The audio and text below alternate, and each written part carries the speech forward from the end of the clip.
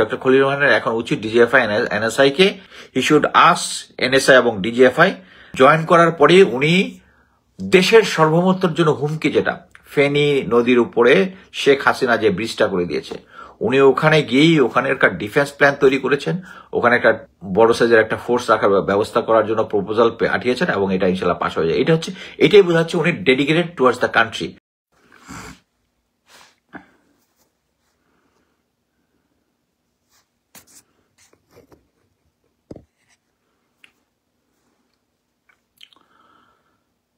আসসালামু আলাইকুম। প্রথমেই নববর্ষের শুভেচ্ছা। আমরা এখানে নিউ ইয়র্কে অবশ্য কালকে নববর্ষ উদযাপন করেছি লেফটেন্যান্ট কর্নেল রেজার বাসায়। লেফটেন্যান্ট কর্নেল রেজা এখানে ইউএন হেডকোয়ার্টারে চাকরি করেন, অফকোর্স আফটার রিটায়ারমেন্ট। আচ্ছা, এনিওয়ে, আজকে আমি আলোচনা করতে চাচ্ছি যে আমি আজকে সকালে উঠেই যখন শেখ হাসিনার পতনের আন্দোলনের সময় আমি নিয়মিত ডক্টর জাহিদের ভিডিও দেখতাম, আমার কাছে ভালো লাগতো, কিন্তু এখন আর ভালো লাগতেছে না। আমি আজকে উনার ভিডিও দেখলাম ডক্টর জাহিদের, যে বলল যে ডক্টর খলিলুর রহমানকে জাতীয় নিরাপত্তা উপদেষ্টা করা হয়েছে, উনি আমেরিকার নাগরিক।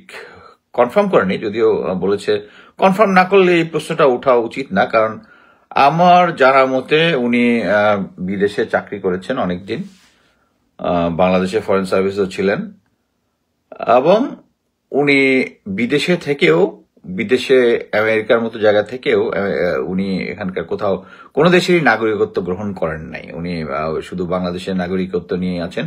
সো এটা নিয়ে মানে পলিটিক্স করা বা তাকে কন্ট্রোভার্সিয়াল করা এটা উচিত হবে না আমার মনে হয়। আমি এখন যেটা বলবো সেটা হচ্ছে যে সবার মধ্যে একটা কনফিউশন দেখা গেছে, স্পেশালি আমাদের মিলিটারি অফিসার, রিটায়ার্ড অফিসারদের মধ্যে একটা হাহুতাশ দেখলাম যে জাতীয় নিরাপত্তা উপদেষ্টার মতো এমন একটা জায়গা, এখানে মিলিটারি ব্যাকগ্রাউন্ডের কাউকে দিলে ভালো হতো।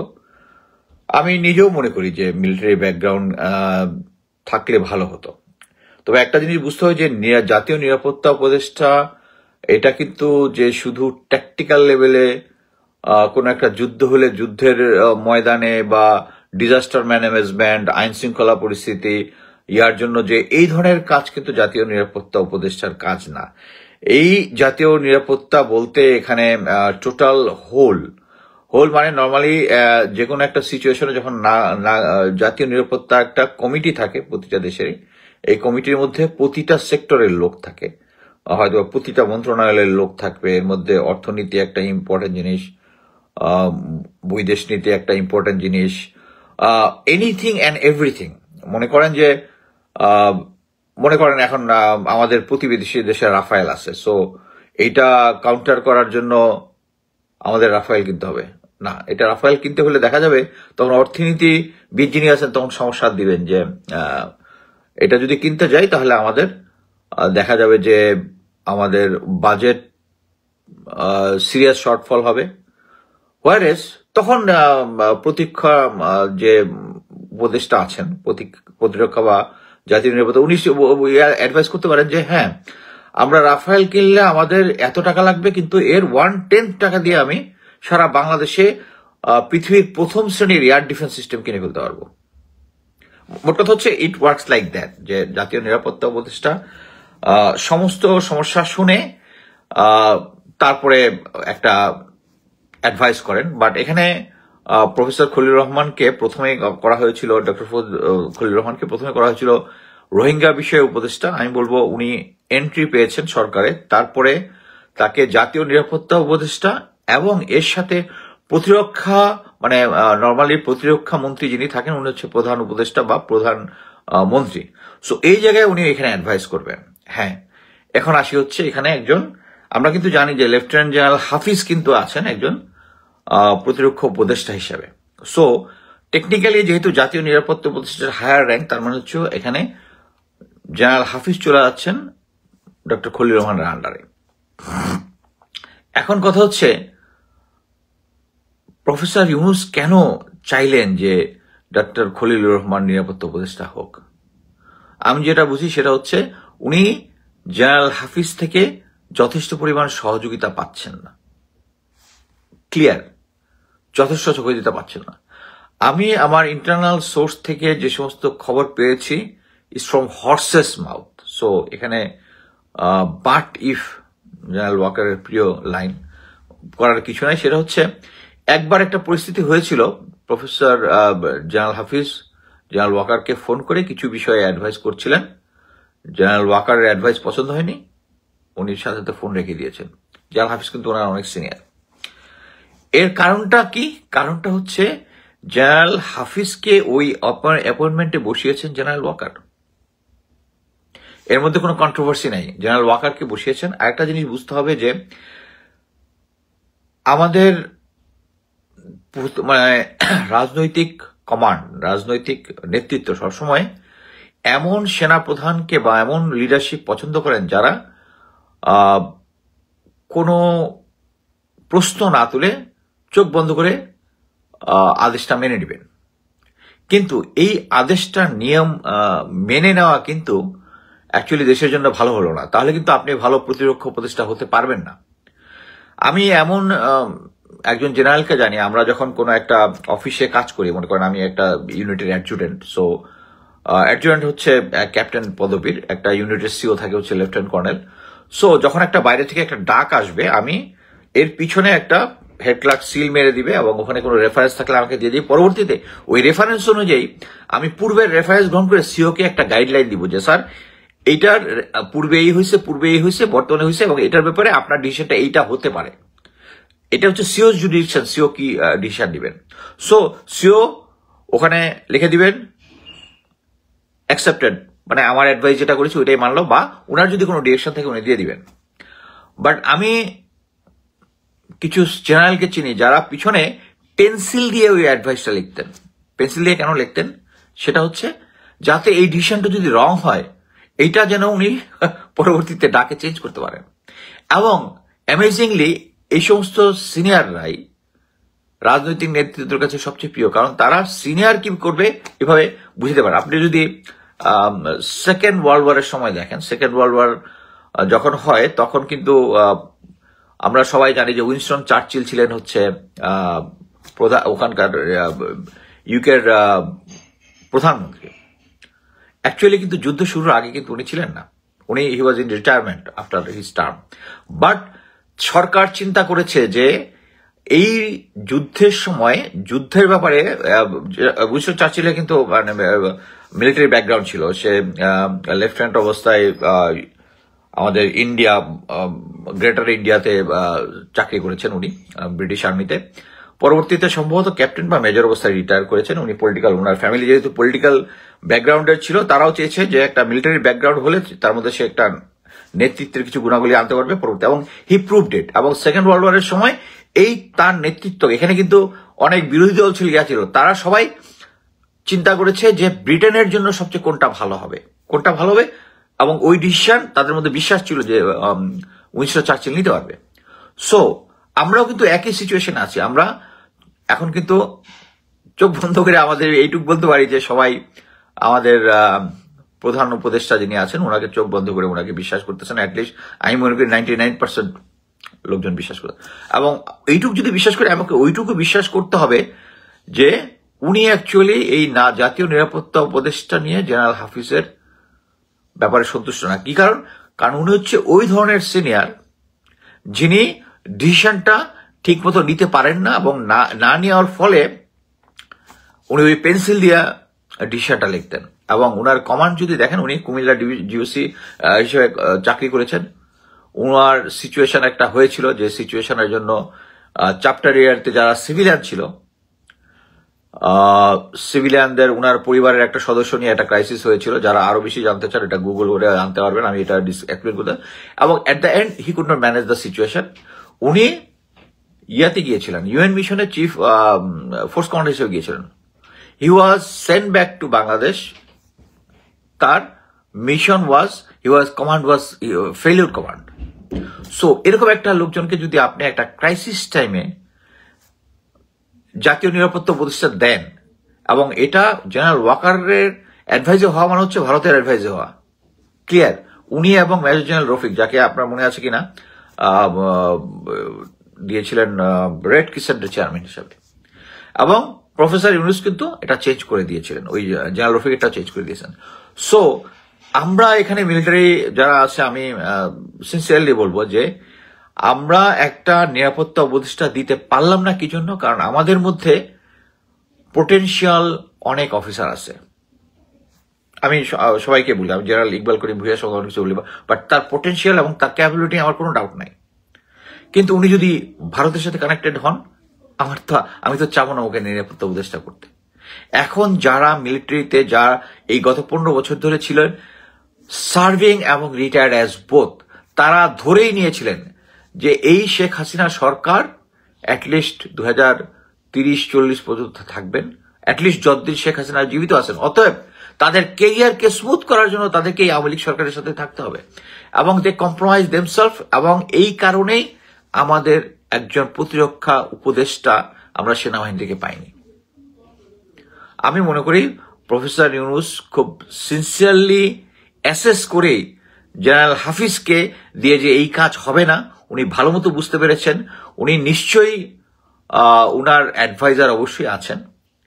আমরা এটা ক্লিয়ারলি জানি যে ডিজিএফআই, এনএসআই এটা তার গোয়েন্দা সংস্থা হলেও তাকে ঠিক মতো অ্যাডভাইস করে না। এই অ্যাডভাইস না করার কারণেই এই প্রতিরক্ষা উপদেষ্টা, নিরাপত্তা উপদেষ্টা যেটা হয়েছেন, এটা ডক্টর খলিলুর রহমান হয়েছেন। একটা ইম্পর্টেন্ট জিনিস, এই কোডটা কার আমি জানি না, বাট সমস্ত উইনস্টন চার্চিলেরই, বা সরি আমি না জেনে বলবো না, সেটা হচ্ছে war is a so important thing, so it can't be relied on the generals only.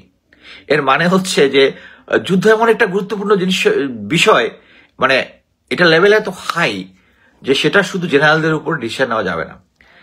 আমি মনে করি জেনারেলদের উপর ডিসিশন নেওয়া যাবে, কিন্তু বর্তমান পরিস্থিতি তো সেটা না। বর্তমান পরিস্থিতি আমরা সবাই জানি যে বর্তমানে যারা আমাদের সার্ভিং জেনারেল আছে বেশিরভাগই, আপনারা যদি কয়েকদিন আগে ডক্টর তাজ হোসেন অনুষ্ঠানে মেজর ডালিম, যিনি অ্যাকচুয়ালি লেফটেন্যান্ট কর্নেল ডালিম, আমরা মেজর ডালিম বলতে কমফোর্ট ফিল করি, উনি কিন্তু ক্লিয়ারলি বলেছেন যে জেনারেল ওয়াকা সহ 30টা জেনারেলকে সরাই দিতে পারলেই তারপরে আর্মি একটা লাইনে আসবে। সো এতে আমাদের তো কোনো এখন পর্যন্ত কোনো ডাউট নাই। বাট আমি মনে করি প্রফেসর ইউনুসের কাছেই যথেষ্ট তথ্য আছে, যে তথ্যটা হচ্ছে যে বর্তমানে উনি মিলিটারি থেকে সাহায্য পাচ্ছে না, সিম্পল।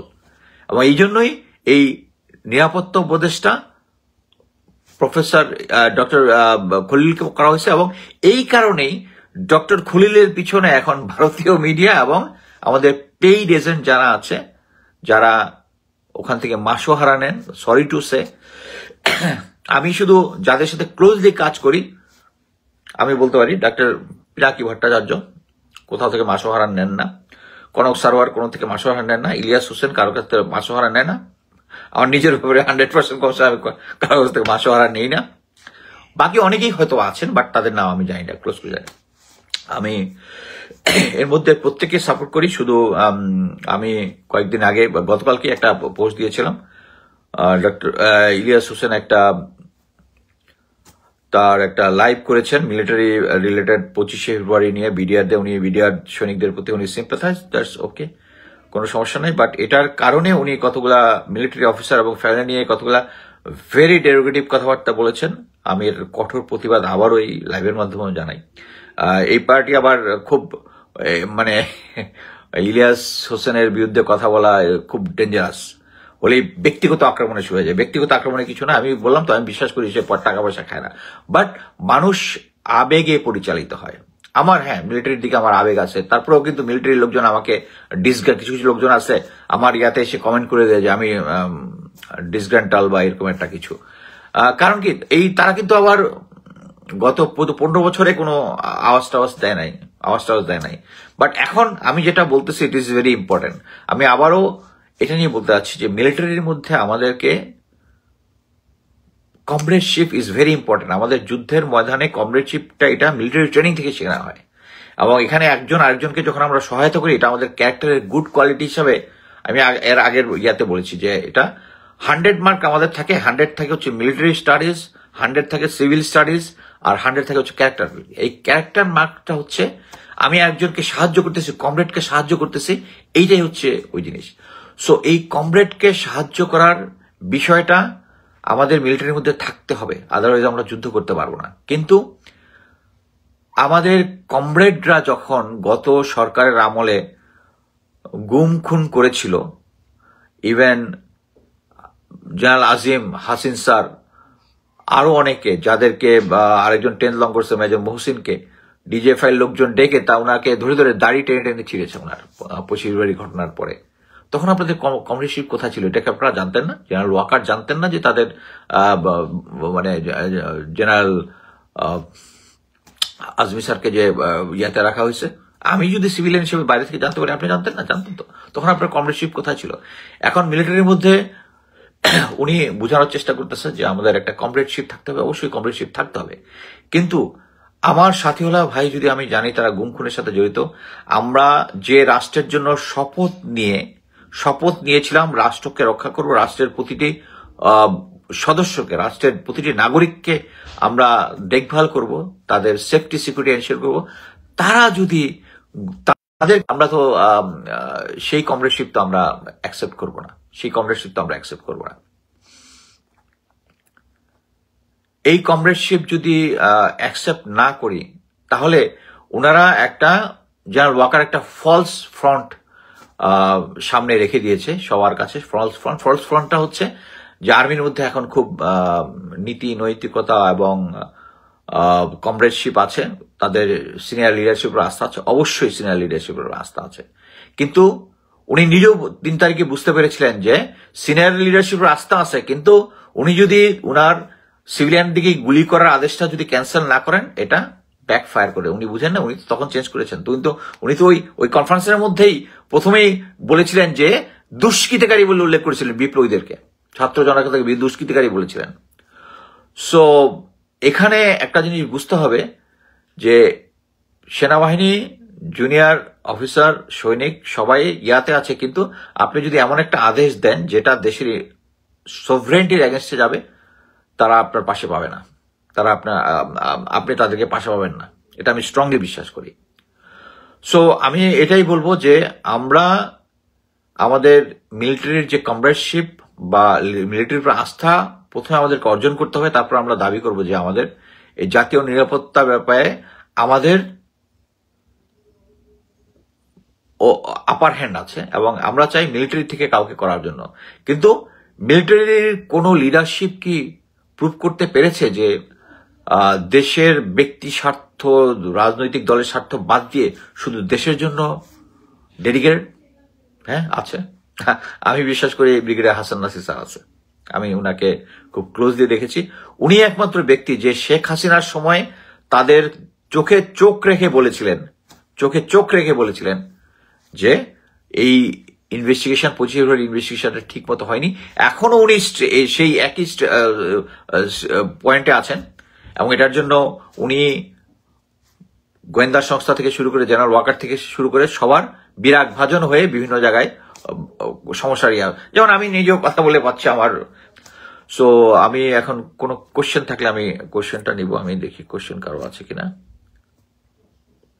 খলিল রহমানের উচিত ডিজিএফআই এনএসআই এর সরকার কন্ট্রোল নিয়ে আসে। অফকোর্স আমি এইটাই বলবো যে ডক্টর খলিল রহমানের এখন উচিত ডিজিএফআই এনএসআই কে তাদের দুজনকে এনে, যেহেতু নিরাপত্তা হচ্ছে, now he got the authority, he should ask NSI এবং ডিজিএফআই, এবং এ ব্যাপারে কোনো প্যারালাল কমান্ড যেন না থাকে। ওয়াকারের পর যোগ্য কে সেনাপ্রধান আছেন, জেনারেল টপ লেভেলের প্রায় সবাই কম্প্রোমাইজ, বাট এরপরেও কিছু জেনারেল আছেন। আমি এর আগেই দুইজনের কথা আমি মেইনলি বলেছি।